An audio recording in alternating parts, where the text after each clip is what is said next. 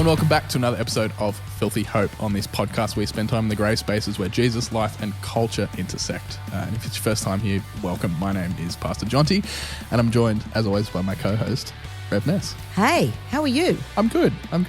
This is cool. I'm excited for today. We are, continuing on our possibly multi-part series on this book. We've done one episode already. We'll give it a crack. Yeah, we're looking at Brian McLaren's Do I Stay Christian? You don't have to go back and listen to part one if you haven't already, because you can sort of do these in any order that you want. But previously we'd done a part one looking at the 10 reasons that Brian McLaren in his book Do I Stay Christian gives for not staying Christian, reasons against. And today we're going to do the opposite, the second section in the book, the reasons you should stay Christian. Which I think's a bit harder. You reckon? Oh, because I think there's only one reason. And there's a whole slew of reasons that he gives, and I think there's only really one reason. Yeah. But anyway, we're going to give it a hot shot, right? Yeah, absolutely. And as we said on the last one, you don't have to have read the book. We're not even going to go into the stuff that he says. We're going to use the chapter headings and some of the just topics to do our own little conversation. So tell me. Yeah. What's grinding your gears this week, brother? Are we going to do Event Central? Yeah, come on. Are you going to play the music? Absolutely. Yeah, otherwise I'm going to launch into my own bloody solo. So go, over to you, Jonty. Play that thing.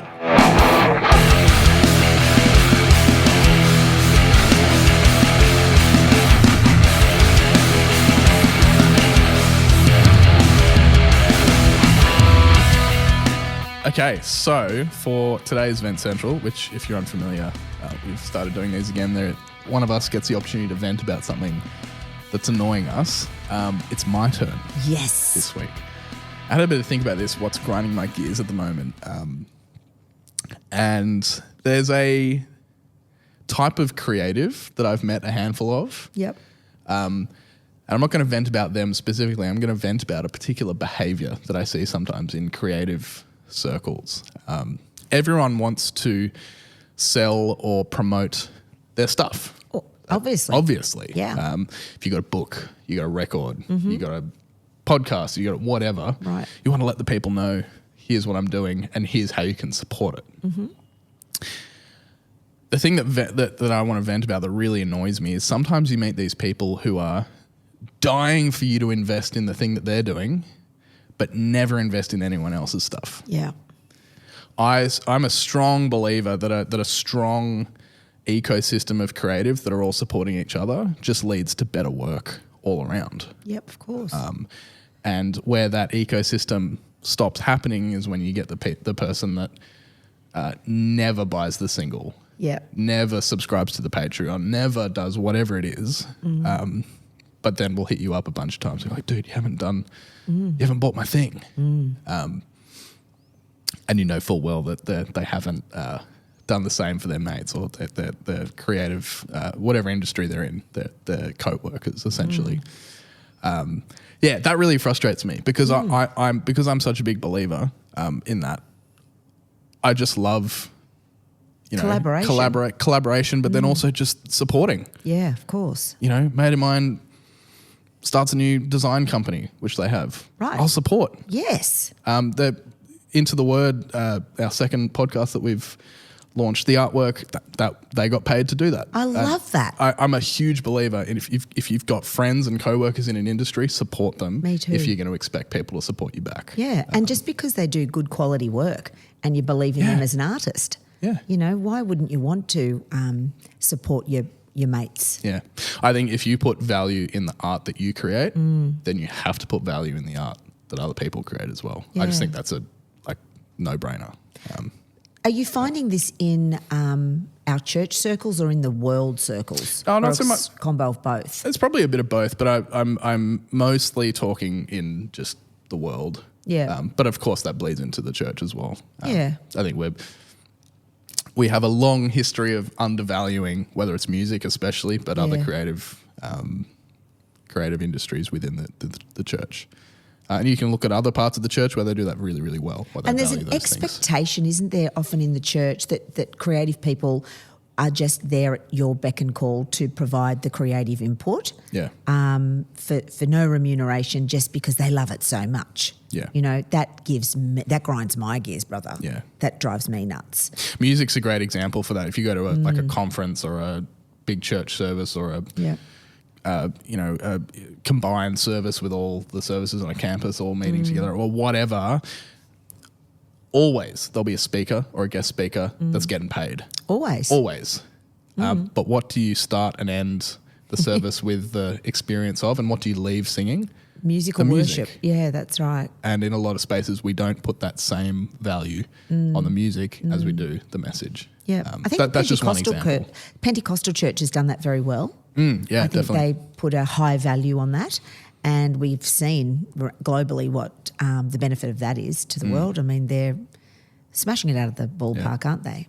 And I think, we need to value all aspects of the creative arts in and through our church and our world. Yeah, I think the church has such a golden opportunity, and I mean the local church, not just the nationwide institution of the church, has such a golden opportunity to create and drive culture and art in a way that is centered around Christ. And it's not going to happen if we don't value our creatives and show them a way that they can contribute their God-given gifts to the kingdom in a way that isn't going to completely ruin them financially and run them dry. So that's about it. That's my Vent Central for this week. You were so gathered and measured on that. You I know. didn't even have steam coming out the top of your head, which I've seen in the past. You smashed that very calm and peacefully, really. I think I've bit of a fruit of the spirit there, brother. Processed Patience, it a little bit. Yeah. Peace. Forbearance. Yeah. But also buy my short story collection on Kindle, please. Yeah. Please.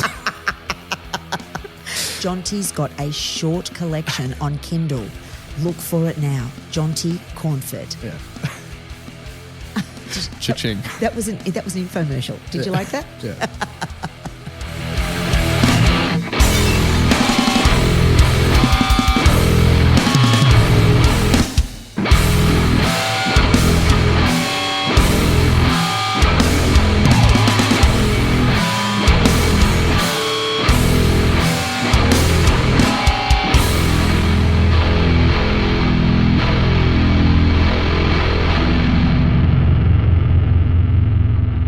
So there we have it. That was another edition of Vent Central. If you want to contribute to Vent Central and if you want to keep hearing us do them because we stopped doing them for ages. I was getting a bit aggro, I think. Yeah, so it was good to have a breather. Yeah. We heard you. The people were crying out for more Vent Central. So if you want us to continue doing that, do let us know. And if you have one that you want to share with us, get in touch. Please. I feel better. I've vented. I'm so glad. Yeah, it's awesome. Yeah. So main section for today's podcast, we're going to be talking about some of the reasons that Brian McLaren talks about in his book for why you should stay Christian, which I think is going to be a much nicer, less stressful conversation than last week. I am feeling stressed about it. I think it was easier last week. I think this is going to be quite tricky. Interesting, because I found last week really hard to talk about some of those things. Yeah. But yeah, we'll see how we go. So this first one that he says is reasons for staying a Christian, because leaving hurts allies and helps their opponents. What are your immediate thoughts on this one? I can only really think about it from my own lens. Yeah. And that would be that whole idea of when you get hurt at church, you're a Christian and you get hurt by, you're not generally hurt by something Jesus does or says.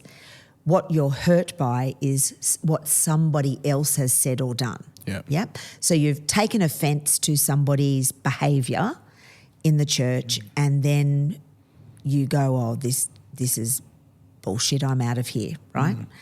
So you decide to leave, or you see behaviour that is untoward from the leadership and it's not true to living the values of a Christian life. And that being from the ministry leader that I'm thinking of in my past, I mean, I couldn't stand by and continue watching that, and particularly when God prompted me to leave and prompted my husband to leave. That was a very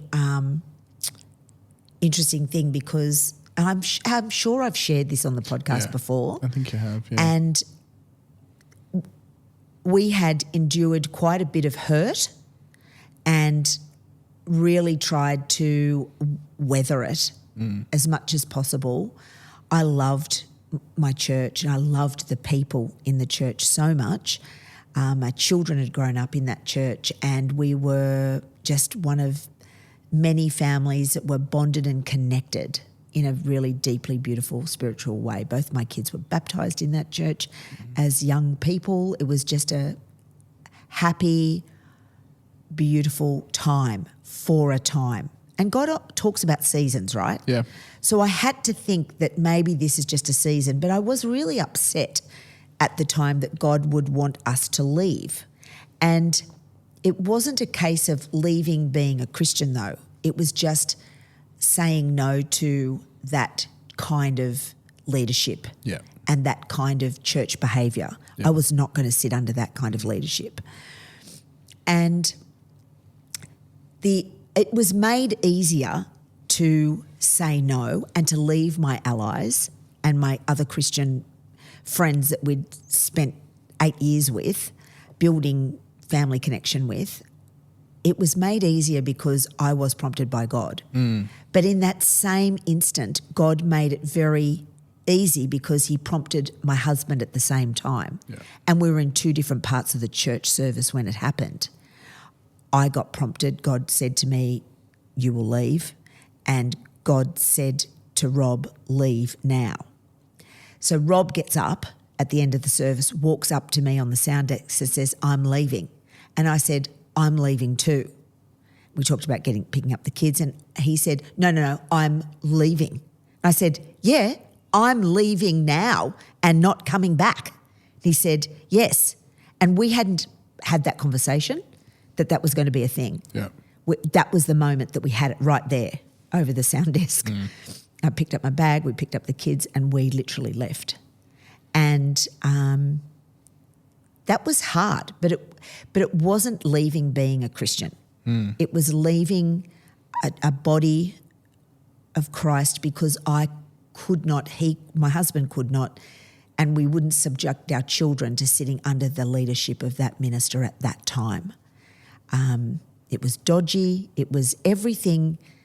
He had the play-by-play book on how not to be a church leader, right, and how to and poor behaviour. I didn't realise how helpful that would be for my own Christian walk at the time, and it's interesting because I just locked that away in my own brain. But the interesting point was that God didn't leave us as a family in that moment. We didn't leave God. We actually cleaved tighter to God because we didn't have the church family. And interestingly, what happens is when you leave a church body, your connections stop, not because you don't want the connections. We desperately wanted the connections with the people, but the people felt because we'd left, they could no longer be connected to us because I was particularly saying I can't sit under that leadership because of X, Y and Z. Yeah. And then they would say, but I haven't seen that behaviour. And I'd say, well, I have and so has. Is that not enough? I'm not going to stay and put up with that.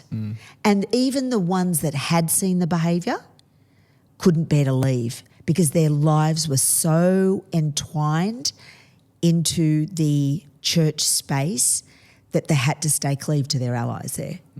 Interestingly, sometime later, didn't take terribly long, but the church split off. Right. And a whole bunch of prominent families ended up leaving and going on to other churches, to mainstream churches in our area. And there was a big split and the church really took a bit of a dive and the leader's leadership was questioned and he was removed from leadership. So, and that kind of vindication took a long time. And it was really sad and friendships went by the by and it was deeply sad time. But interestingly, it was a season of life. We never left Christianity. We didn't leave the love of Jesus. We just left the choreography, the costuming, the lighting and the sound. and we went somewhere else which felt safer, where we could just blend in. And often a lot of hurt church people would find themselves in this other church that we found ourselves in. We didn't realise that at the time either. Yeah, right. And spiritually hurt people found themselves in this church where they came for like repatriation. And the church was coined with that phrase, a hospital church in the hills. Yeah. And so people got to just rest, recover and recuperate in that space. You know, when you've worked really heavily in a church and 20% of there's like a small percentage of people that do 100% of the work. Yeah. I was one of those people that did a lot of the work, a lot of the things. And so I could just go and recover in that church and just focus on my relationship with God. And it was from that church I then went to uni and started studying theology. So it's interesting. God, I think, had to rattle my personal cage to push me out of that, to give me a new season. Yeah. And in that new season, in a new church, with a new taste of Christianity that was very different, very different. So we went into this vineyard style of church in the hills, and it was so beautiful and safe and lovely, and I didn't know what went on behind the scenes, nor did I care. It was kind of nice to be a little blind to that and just go in and worship and love God and just have these lovely relationships with these beautiful people. It was a real time of healing and nourishment for my whole family, actually. Yeah. Yeah, we grew in a whole nother way. Yeah. So I don't know if I've answered that question. That's just was my first blush thoughts on that. Well, and I think like that experience you talked about, how like in leaving a church community, you just end up losing all of those connections as well. You know, like a close friend of mine who does sometimes listen, so shout out if you're listening, who no longer identifies as a Christian. We had this, I sort of walked through the experience of questioning belief with him and still being friends with him now as he has kind of like transitioned away from being a believer, having some really tough, good, robust conversation with him. And for him, the experience of losing his faith and his belief in God was somewhat traumatic, but not hugely. It was difficult. Can you talk about be specific about that? I think that I don't want to go into too much detail with that because that's his story. Yeah. If he's open to coming on the podcast, maybe we could chat to him about it. That'd be really interesting. Because I'm fascinated to know what rocks someone's faith so that they walk away. Yeah. There are a bunch of things that we talked about that contributed to that. But he was saying that the point being that while that was tough, the most traumatic thing was his like friendship group basically just cutting ties with him. Yeah. And he was obviously attached to quite a large group in his church community, but also had a group of 3 like ride or die best mates, 2 of which basically then said, sorry, we can't be friends with you. Yep. And for him, that only like sealed the deal for him. Oh, it's cultish, isn't it? Yeah. It was like, I'm struggling with this decision. I don't know how I feel. I don't know what I believe. All of a sudden the people that you lean on go, see you later. Yeah. Decision made. Right. Like that almost sealed the deal for him in certainly no longer believing in the institution of the church, and kind of pushed him towards that decision to no longer call himself a believer. Did he experience a level of depression after that? Yeah, definitely. Because often loss of connection with people in your world and your life can lead to depression. 100%. Yeah. And even anxiety. Yeah. And like it's critical. I think fair play if the thing you're leaving is fully contingent on like something like that. Yeah. If you change something about your identity and they go no longer willing to even identify you as a friend, I think fair play, leave. Yeah. Like that's not healthy. Yeah. And then there's a longer conversation around the faith element of that as well. But I just wanted to bring that up as an example of like in leaving a church community, how brutal that can be in losing social and all those community connections. Oh, I thought it was going to kill me. It was terrible. Un-Christ-like being able to go, one element of our relationship has changed, therefore I'm just cutting ties. Like it's so brutal. I don't understand naturally, if you're going to move church, you're not going to be spending time with them every week. So like that relationship will change. It's really tough actually, because at church you rely on. I was in the music team, and I would have rehearsal with them, and we would talk. We're in Bible study together, and we would be connected in all those different ways multi-times in a week. And our kids would connect in, and then there was kids club, and then all the different, and sport, and bumping into them at the shops and all the different bits. Yeah. And then when you cut off that one thing that's actually binding you together, how interesting that they don't want to stay connected to you, because I think it challenges their own thinking about what's really going on, right? Yeah. I had an interesting thing that happened at that very time. I left the church, and I used to do a lot of creative work in this church, and some really beautiful things, flourishing, wonderful ministry things through creativity happened there, and some of my happiest church life moments did happen in that church. Beautiful, beautiful shaping and forming, absolutely amazing. But when I left, that piece of that ministry left. And this woman came up to me, and I'll never forget it. She said to me, at the shops, I'm just there going into Woolies, and she says, it's very disappointing, Vanessa, that you would leave the church the way that you have, and no explanation, and you're not coming back? I said, no, I'm not coming back. Why not? And I said, well, because I cannot endorse the leadership because of his behaviour. Well, I just think this is ridiculous, absolutely ridiculous that you would do this. And I said, well, I'm sorry that you feel that way, Julie. Sorry. And we parted ways. God's got a funny, she's a great Christian woman. Her name isn't Julie. Yeah. Great Christian woman, absolutely fabulous family. And I was so hurt that she would judge me so harshly. Yeah. Here's the funny bit. I would say 8 years later, I'm at the MLC induction. I'm being inducted into my ministry. I was ordained on the Saturday. I'm inducted a few days later at MLC school into my first placement. And one of the old girls turns up, and she is Julie, who I never ever knew. And she's one of the prestigious old girls at the school. Yeah. And she says, when I read it was Vanessa Williams, I thought, surely not. The same Vanessa Williams is the chaplain of my school. And I said, isn't that a funny thing? And I was just kind and lovely and chaplainy to her.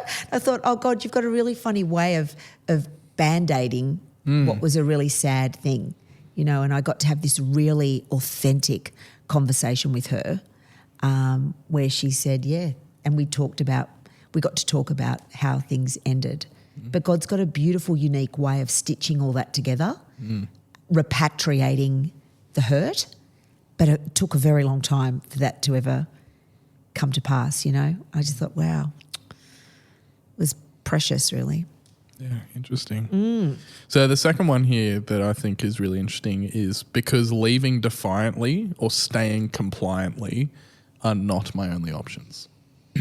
So I think a lot of people, myself included, have been in situations where they have found their position in the church, and maybe by conjunction their faith has pushed them into two options: leave defiantly and say, well, clearly this is all bogus, and whether it's leadership or whether it's theology or whatever it is, I'm out. Right.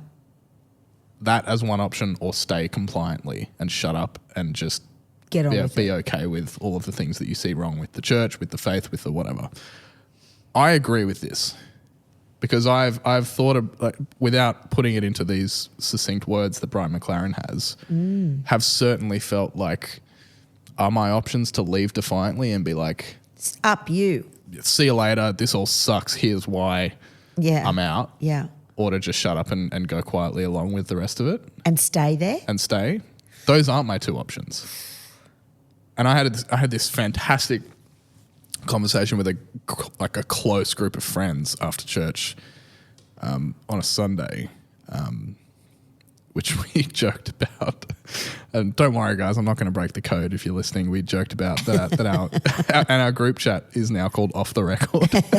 You got a secret handshake. We're not breaking anything that should be off the record here. But basically, we've had these really energetic conversations about a third option, which is stay and make change. I was just going to say, yes, please. Yeah. Yes. Stay and be an active participant. Right. And try and identify and actually challenge the things that are driving people away. Yeah, and don't just challenge it, but pull your finger out of your bum and do something about it. Do something about it, yeah. Oh, this should have been event central of mine.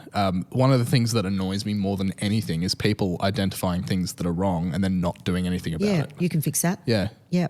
Oh, so-and-so, blah, blah, blah, blah, blah. Even down to oh, we need to clean the thingo. Yeah, clean it, mate. Okay, do it. I'll do it. Yeah. Fine. It annoys me so much. If you see something wrong, fix it. Fix it. Don't just say, oh, this is wrong, and then expect someone else to change. Right.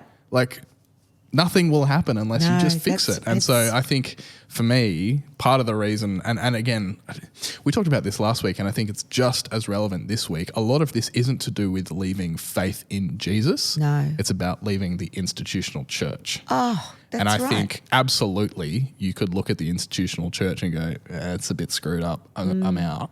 Or you could go, roll up the sleeves. Time to get to work. Yeah, let's change things. Yeah. Be an instrument for change. Absolutely. Hop in there, bring in your great ideas, and let's rumble. Let's make it happen. Because without those big bodies of thought and critical thinking, we are not going to get the change that we need. And we've got to be brave to make the change, don't we? Yeah. We've got to be super brave because making change is scary, right? Yeah. Yeah. So staying and just accepting the status comfort. quo. There's comfort in that. We've always done that for 50 years. How many times do I hear that? Yeah. Because you've done it for 50 years, definitely time for a change. Yeah. Last week we talked about this idea that the church has to transform, because if it doesn't transform, it just goes backwards.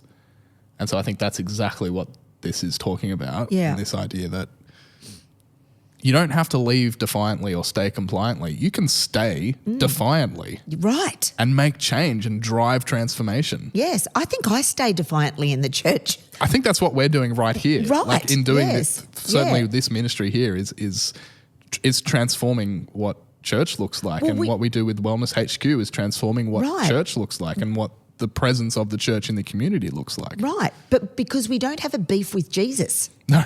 We're not worried about his costuming or his choreography or even his words, are we? Or his language. Yeah. What we have a beef with is the fixed nature of what we think has to be church on a Sunday. Yeah. Which I think is a shutting off of the Holy Spirit. Oh, definitely. Definitely. If we're open to what the Spirit is leading us towards, then we can't help but change. That's right, yeah. But we don't. So I don't think we are open to the Spirit a lot of the time. Yeah. Which I know you... We're giving it a red hot crack, mate. We really are. Yeah. Oh, I think certainly that's because that's something that we are both passionate hyper aware of and passionate about. We can't help but do that. No. But when you look at the wider church, a lot of the time when you see stagnation and things, buildings shutting down because nothing happened and people all died. Yep. No one started coming. You can fresh. understand why. You can understand why. Yeah. So don't try and put a lid on us. Yeah. Don't try and box us in because we're not going to want to play in that sandpit, are we, Jonty? Yeah. No, that's right. Yeah. Yep. So and I think that's a good one. An encouragement for people that might be feeling this way is to step up and not be don't feel like you are not the person to make the change. We want your voice. You absolutely are. Yeah. And people want to hear from other people that are passionate. Use your passion, use your skills, bring it to the church, and let's apply it to the gospel. Let's do that. I think something that we have experienced in our own ministry and we're experiencing currently in our ministry is all it takes is more than one person that's passionate about the same thing. Yeah, and all of a sudden, off to the races. Yeah, that's right. And we're off. Exactly. Yeah, super exciting. That was a good one. Yeah, I like that one. There's lots of meat in there to think about. Yeah. If anyone's got any thoughts on that one, please let us know. Leaving defiantly or staying compliantly. Yeah, they're not your two options. No, that's right. There are more options than that. Yeah. I think one here that I find really interesting is a reason to stay is because it'd be a shame to leave a religion in its infancy. Yeah, I thought that was an interesting read. I didn't know quite how to interpret that. Yeah. So, I mean, my interpretation is Christianity as a movement has only existed for roughly 2,000 years. Yeah. It's a little bit like, if I can use an analogy, the art form of cinema, of movies. Right. Movies have only been made for 120 years. Yeah.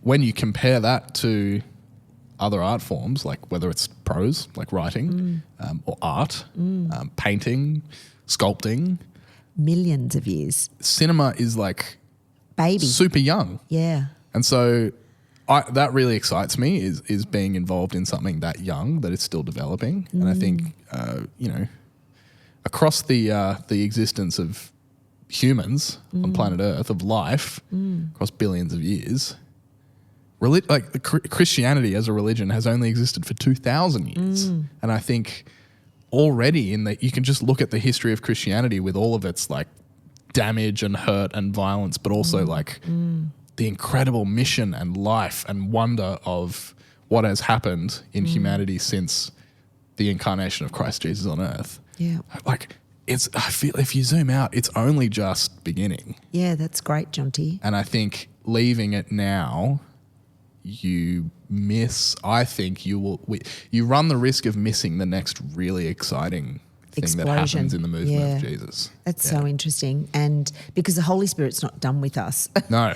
I think it's interesting that we hanker back to a time of often in theology we're referring back to the early church fathers and the things that they said and how they interpreted the word. Yeah. I think that modern theologians have a lot to offer in this space. And why is it that we hanker back to that older choreography, costuming, sound, lighting and set? Why is it that we crave and still think that that's how church should be done? That's how, certainly worship should be done. I know that there's elements of that are unchangeable because they're from the voice of Christ. Yeah. Think of communion. Yep. Remember me, the wine, remember me, the bread. Every time you do this in remembrance of me. Communion liturgically needs to run a certain way. Yeah. Yep. But even within that, there's space right. to express that Totally. in ways that reflects your congregation. Yes. So I think even in those like core doctrinal things that manifest in liturgy, there are so many ways that you can express that liturgy in ways that's meaningful to your community as well. Absolutely. I think there's so much we can do and we need to be, again, I come back to this word of being brave. Yep. We have to be brave to try and experiment with the way in which we deliver the worship to whoever your congregation is. It brings about a conversation and a connectedness when you do change the way you do things, because people feel initially very uncomfortable and rattled by the change, but yet if you keep introducing different things and different styles that they had never dreamed or thought of or never have experienced before, it opens them up to a new experience, that God can actually work in this place and it can look a little different. Being open to being surprised by things and the unexpected. And because you watch the Spirit rip through a crowd and rip through the space when there's space to allow the Spirit to rip through. Yeah. Because when you're so stitched up in the liturgy that you've pre-orchestrated, you've got no room for the Spirit to work on Sunday morning. So for a minister, if it's so heavily prescribed, and yes, the Spirit is working through that minister in their work that they do in their liturgical process, in their preparation for the worship service, but so then the Spirit doesn't have to work, Spirit gets a Sabbath, day off for the Spirit on Sunday because we did the work on Tuesday. No, the Spirit needs to rip and let be free, but needs to be given space and creativity to do the work. That's just how I feel. Yeah. You've got to leave those spaces for people to connect, and so it's not heavily prescribed. Yeah. Orchestrated. Yeah. And I think that make sense? 100%. And I think like to apply that to people in their lives outside of a Sunday as well. Yeah. Like whether you are a churchgoer, whether you're not even a churchgoer, whether you're a person of faith that doesn't know how they feel about church, being open to experiencing God in ways that you don't expect in your day-to-day life is so important. Yeah. Because in the same way that we can get locked into liturgy and the way we do church, we can get locked into like just the routines and processes of our day-to-day lives. And we can sort of have like these expectations. When I go for my walk on the beach at this time this week, that's when I meet God. Yes. God, can you put that in your diary, brother? Exactly. Something like that can become, Yeah. a practice that all of a sudden becomes really stale and doesn't do it for you anymore. And so being open to where do I see God in my week? And I think even just asking that question is, in my experience, we do that semi-regularly in my own sort of like fellowship groups, is like, so where did you see God this week? I love that question. And if you don't ask the question, you can stop even thinking about where God might meet you in those ordinary places, and you'll miss it. I've been reading Ramon Paniker in a master's subject this semester, and Ramon would say that the Trinity is in everything, every part of the world, in everything. And I did the test because I thought it was bullshit. And I did the test, and I went for a walk one day in the morning, and I'd done the lecture the night before, and I thought, oh, this is a lot of shit. He's a universalist. This can't be right. It's not going to be in everything. There's no way it's going to be in everything. Anyway, I just got really centred and prayerful, and I was at Newport Beach. I was going for a walk.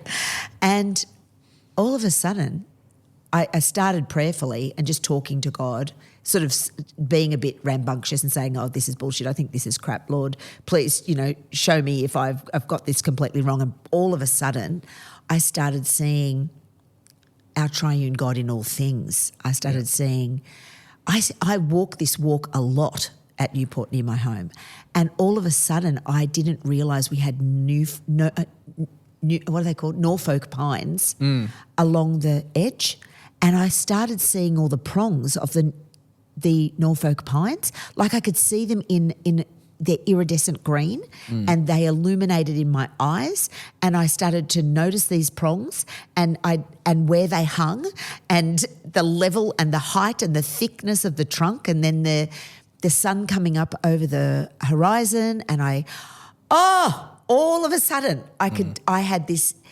essence, and he describes it as the perichoresis, the love indwelling in and through our triune God, and in and through us. Yeah. And then I thought, oh, this is amazing. Oh, maybe this dude's right. Maybe he's onto something. And then I went, oh, I wonder, but come on, there's peak hour traffic starting now. It's not going to be in the peak hour traffic, mate. So this is like, I'm going to write about this in my paper. This is great up until this point, Paniker, but there's bullshit about the peak hour traffic. Then I started looking I stopped under the Norfolk pines, and I started looking at the cars stopping at the traffic lights, and there was a lady, she was singing to a song on her radio, and she looked quite joyful on her way to work. And then the next car, I could see two people conversing together, and I started noticing then there was a person with a dog in their car, and then there was kids in the back of another car, and I started seeing humanity interacting with humanity or with music. And I thought, wow, these humans, these God dwellings where God is dwelling in and through them are interacting with music, they're interacting with each other, and they are on their way to their job. They're blessed to be a part of this world, and they're on their way to work, and how lucky are they, that they're in a car and they live on the northern beaches. Oh, Jonty, it all just, I had this morning of ahas, and I thought, wow, God, you're everywhere, even in the mundane of peak hour traffic. It was quite illuminating for me in that moment. And the idea of God just being all around and omnipresent everywhere I was in that moment and for the rest of that day. And I think, wow, what if I took that into church on Sunday? How different would it be if I spoke like that in church on Sunday? How not dry it would be. I don't know why I went there. Did I lose my track of thought? No, I'm glad you did. Oh, it was just when people ask me, like, where do you see God in the week? Yeah. Oh, that's where. Yeah, often my response is the times that I gathered with people I care about. Right. Because we see in the Trinity, community. Yes. God in community with God's self. And so where do I see God? When I am gathered with people that care about me and I care about them. Yeah. Like, that's God. Totally. Yeah. 100%. Yeah, so I love that. So he's a good read, actually. Shout out to Ramon Paniker. Absolutely. I think maybe in the spirit of time, for How we going? The last one that we covered today, we could talk about this one here because of our legendary founder, i.e. Jesus, which I think is a nice bow to tie on these last two conversations. Oh, yes. Before if we could potentially do more of these. Ideally, at the end of the day, it's all down to Christ. Like, it's nothing to do with, a reason to stay Christian or to stay as a follower of Jesus being, because I like my church. All of a sudden, leadership breaks down, something happens, you have a breakdown of relationship with people at church, and you have to move on from that church. If you fixed your entire faith and your sense of belonging and your sense of identity in Christ on that church, you lose the church, you lose your faith. Yeah, I've seen that happen. Yeah, definitely. And this kind of serves as a underscore to everything that we've talked about over the last 2 weeks. Yeah. We've talked about this already, like, it's down to a relationship with Jesus. Yeah. Without the relationship with Jesus, it's just a club. And it's not a great club. And there's better clubs. There's so many better clubs. So many better clubs. There's so many. That's right. That have better food, better coffee, better everything, than a church club. I agree. The relationship with Jesus, unless you are born of the Spirit, why do you bother even getting out of bed to go and sit in a damp building on a Sunday morning? That's my feeling on that. The driver has to be the Spirit of God in you, driving you to live a Christ-centered life. Because I think certainly what I hold valuable to me, but something that is a core thing that is like a source of value in their faith is a way that it then provides you with affirmation and tools to use when life gets rough. Nice. I think a lot of the time people use their faith as a way to get through when life is tough. And I think if that's what you're using it for, the only thing that will even come close to being able to provide that when life really gets tough is Jesus. Yeah. It's certainly not the people that you go to church with. Yeah. Because as we've even just briefly identified in this conversation today, the people you go to church with will let you down, and it's not their fault. Always. It's just because of who we are. And because we let people down too. Yeah, we let people down all the time. Yeah, so of course that's people right. are going to let us down. 100%. And I think if that's, certainly it's a reason to leave your church, but it's not a reason to leave Jesus. Because Jesus didn't have anything to do with that. I was thinking on Sunday I was in worship and we were singing Leaning. Do you remember the lyrics to that, Jonty?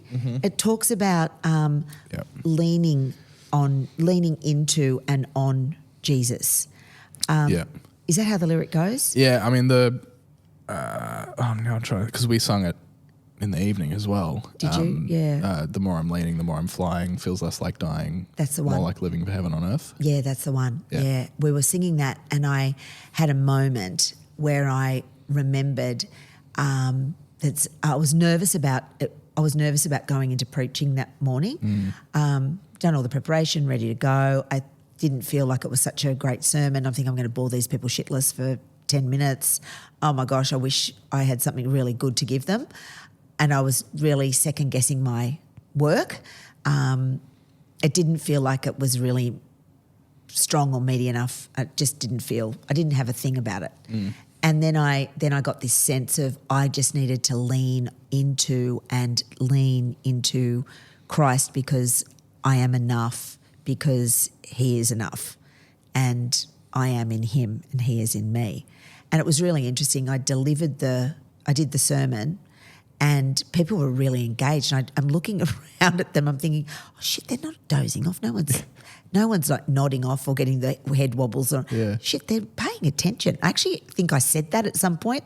At the end, I said, oh, nice work for staying awake, guys. Yeah. And then I was coming home and my husband never usually gives me any feedback. Oh, he'll let me know if it's crappy or he'll question me about stuff. Yeah. So I think, oh, here we go. It's going to be a good one. What do you think? And he said, unsolicited, he said, really great message today, Ness.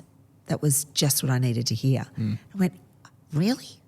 Are you serious, mate? He said, oh, yeah. And then he started to unpack the bits. And I went, oh, wow. So you made it mean that and it hit you like that. And I went, oh, I didn't think any of that. Yeah. So you have to lean on Christ, and without Christ, I can't be bothered. I don't want to be bothered. Yeah. I wouldn't bother, mate. You know, it's Jesus all the way. Yeah, and this shouldn't be controversial to say, given that we're members of a religion called Christianity. But apparently, it is sometimes. Yes. Oh, he's really good, our God. Yeah, he, she, however you think. Yeah. I love it. Absolutely. So, I mean, this has been, has helped me even just like work through some of these questions. Yeah. Interesting read, I think, that book. Yeah, and again, like we said last week, we didn't even go into anything that Brian McLaren talks about. So if you want to hear what he has to say, go and read the book. There's an audio book as well if you want to listen to it instead of read it. And let us know what you thought. You can email us at filthyopod@gmail.com, or you can find us on socials where we can, chat about anything and everything you want to chat about, but especially if anything that we've talked about today has resonated with you. The best place to get in touch with us, though, is our Facebook group, which there'll be a link down below. Come and join us there. We have a question from a listener, which I wanted to take on the show because I think it's really valuable. If you want to, as we're about to hear, get into a question. If you want to send us a question that you want us to talk about, you can do that in all those places. This question is from someone who I'll just say their first name, Beth. Thank you for the message, Beth. Really appreciate it. Was in response to an episode 101 with Marion Street. We had a little section at the end answering a question about church hurt, which I think is really fitting that we talk about this today as well, because we kind of, at the beginning of this episode, had a fair bit to say about that as well. In particular, there was a reel that we posted that I was talking about an experience that I had and deciding to make the distinction between I use the analogy of if you get food poisoning at a restaurant, you don't just stop eating food, you stop going to the restaurant, and it's still important to get fed. Okay, So and what does the reader say? So that's context for what this is in response to. This is from Beth. Thank you for the message, Beth. I'm going to read the whole thing because it's really important, and I think it's good for a message that someone has taken this amount of time to put to us that we read it in full. Can I say one thing? Yeah, when you put the reels together, Jonty, you're finding some spice in the things that we've said, haven't you? That deliberately grab a bit of a fishing out there. Yeah, try to grab your attention. Attention. So often I've noticed when you've grabbed a reel of something I've said, it's way out of context and I get the shits. And I think, hopefully they'll just have a listen in and not just think I'm a jerk, right? So it's really important that you understand that the reels are specifically used to grab your attention. Yeah, and they're taken out of usually about an hour of conversation. Yes, so, content, that's right. That there's always more context. It's impossible to provide full context in less than a minute. So the message reads, this implies that we need church in its current form to survive. Please stop calling it church hurt. It minimises trauma to just a boo-boo. I know people, including myself, who literally cannot walk inside a church building without panic attacks or flashbacks. One person that I know is physically sick every time that they try. Myself, I can't even listen to any Christian music because it reminds me of it all, including Christmas carols, and all because of the trauma that they experienced. Analogies like this blame and shame the victim, reducing the trauma down to some insignificant thing. We would attend if it was a safe thing to do. ask yourself why people don't come instead of using analogies like this. Church is more than a denominational attendance on a Sunday. Yeah. Fantastic comment. Yeah. Thank you so much for that. I just think that was Beth? Beth, yep. Yep, thank you, Beth. I think that was just a beautifully written comment, and I really appreciate that. And it was never our intention to minimise trauma in church on any level whatsoever. Trauma is real and close to my heart, and I would hate to think that we have upset you in any way, shape or form. So thank you for bringing that to our attention. I think church is hurt because there's people. Yep. And people will do and say dumb shit occasionally because we're humans and we're all broken. We all can say dumb stuff and hurt people deeply, and then there can be trauma in church. As a child, I was sexually abused and a part of a satanic ritual abuse. So they took church stuff and did whatever they did to invert church, the holiness of church, into satanic behaviour. So I personally understand at a very deep level trauma and its affiliation to church. I've even got I remember it coming to the point where, I don't know if this is appropriate now, Jonty, so carve this out if it's not appropriate, where I, as a little child, I was dressed they dressed us in white. So it came time to have to wear, at my wedding I couldn't wear white. Didn't really understand why I couldn't wear white, so I chose to wear ivory and cream. And it came to my ordination and I wanted to wear a robe and I couldn't, everybody else had a white robe. I couldn't get a white one. Had to get a cream one because I couldn't wear a white one because there was trauma, really disgusting, evil trauma attached to wearing white. So I'm really sorry, Beth, if you've been triggered or hurt by anything that we've said. We hear you. Shout out to you for being brave to share with us the way that you have. And I'm really sorry on behalf of the institution of the church that you have been hurt so deeply. And I hope that you can have a great relationship with God regardless of your trauma in the church space. I'm sorry for the people that have said or done whatever they have done. I'm sorry that they have hurt you so deeply. As another Christian person and as a minister of the church, I'm sorry. Sometimes hearing I'm sorry can be a little bit like a healing balm, can't it? Yeah. So I hope you hear that, Beth. Yeah. I just personally, again, thank you for sending the message. I just think it's the bravery to leveling to share. If I can add one thing as well, I'll point to another resource that goes into this more. Our friends over at Spiritual Misfits, there's a piece of content that they shared from their live event in their podcast feed about the future of the church needing to be trauma informed. Yes.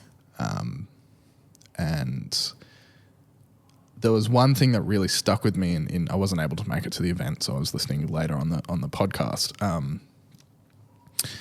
That trauma is violence that hasn't been addressed, and almost like an open wound that hasn't been dressed and healed properly, and something that we don't do very well in the church that I think this person that was saying is the future of the church needs to be trauma informed, is providing spaces within our church walls that people, not in a trauma dump way of just dropping it on people, but a way that we can show our wounds in a way that is safe and safe enough for us to begin to heal them together. Yeah. And I think, I think of friends of mine also that can't step into churches still. I just wish that we were able to do that. Have churches that were safe enough for people to show their wounds. Yeah. So, Or at least if they don't have the skill set because they're not trauma informed, be able to lead those people that need that help in the right place. find those spaces. Yeah. And I think shout out to Wellness HQ. Yep. That's part of my passion, being a trauma survivor myself, the desire to provide a service where people can bring their wounds free of charge and get healing and wholeness and transformation. It's my prayer. Yeah. So thank you, Beth. We genuinely such a good point, and thank you for cracking that conversation open with us as well. And if that's opened up anything for you as well, please reach out. Please reach out. You can reach out to us to continue the conversation, or if you need a conversation more serious, reach out. Yep. To whether it's a mental health service or someone close to you, reach out and continue the conversation. So I think that is where we will park this bus this week. Nice. I think, and that's a really good challenge, I think, for our listeners to be conscious about, are they contributing to a space that makes it actively safer for people to be vulnerable, or are they contributing to a space that makes it less safe for people to share their vulnerabilities? That's something I think that we can all reflect on and strive to be better at, whether it's individually or at an institutional level. So like I said, if you want to contribute to what we're doing here and start a conversation, get in touch. All the details down below. We have a live event coming up. I'm so excited. At the time that this comes out, it'll be in a couple of weeks. Yes. So all the details will be right down below, or you can head to the website. All the details will be there. We can't wait to see you there. Thank you, Turramurra Uniting Church, for hosting us. We'll be at Turramurra Uniting at 6 p.m. on June the 30th. It's free, but if you want to make sure that you get a seat, go to our website and follow the prompts. There'll be a link down below that you can book yourself a seat. And we're going to feed you. Exactly. So we need to know how many of you are. So if you want to come and make sure there's food for you, book yourself a spot. Amazing. Bring we'll your have some friends. guests as well. Bring your friends. It's going to be a good time. That's about it. We'll see you tomorrow if you're a listener of Into the Word. Otherwise, thanks for talking to me. Thanks, Ness. Jonty. Thanks for talking to me too. Yeah, it was great. It's a great conversation. Yeah, always. Yeah, we'll see you next week for another episode of Filthy Hope. This is a prayer for the people who want to give up, who have been hurt beyond repair and cannot bear to see your face in anything. Find peace in letting go of the guilt that is in yours, and find hope in understanding. Life is not a game you have to win. Forgiveness overwhelming, salvation undeserving.